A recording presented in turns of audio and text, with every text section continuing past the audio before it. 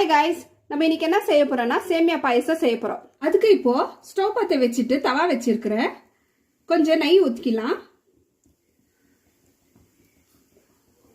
ஒரு கப் சேமியாவை இதல போட்டுட்டு நல்லா வறுத்துக்கலாம்.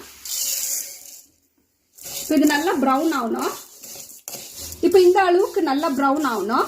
இப்போ இதை இறக்கி வச்சிட்டு நம்ம பால் வச்சுக்கலாம். இப்போ ஸ்டவ்ல 1 லிட்டர் பால் ஊத்தி வச்சிருக்கிறேன். ஒரு கப் சைக அரிசியை ஊற வச்சு வச்சிருக்கிறேன். இதுல போட்டுக்கலாம் நம்ம. இது நல்லா வேகணும். இதுல 2 கப் சர்க்கரை போட்டுக்கலாம். ஒரு பிஞ்ச் சால்ட் போட்டுக்கலாம். இப்போ வறுத்து வச்ச சேமியா போட்டுக்கலாம். தவா வச்சிருக்கிற ஸ்டவ்ல நெய் ஊத்திக்கலாம். இப்போ இந்த நெய்யில பாதாம் முந்திரியை வறுத்துக்கலாம். இப்போ பாதாம் முந்திரி நல்லா பிரவுன் ஆயிடுச்சு, எடுத்துடலாம். வறுத்த பாதாம் முந்திரி இதில் போட்டுக்கலாம் பாயசத்தில். அவ்வளோதான். இப்போ இதை இறக்கி வச்சிடலாம். அவ்வளோதான் கைஸ், சுவையான சேமியா பாயசம் ரெடி.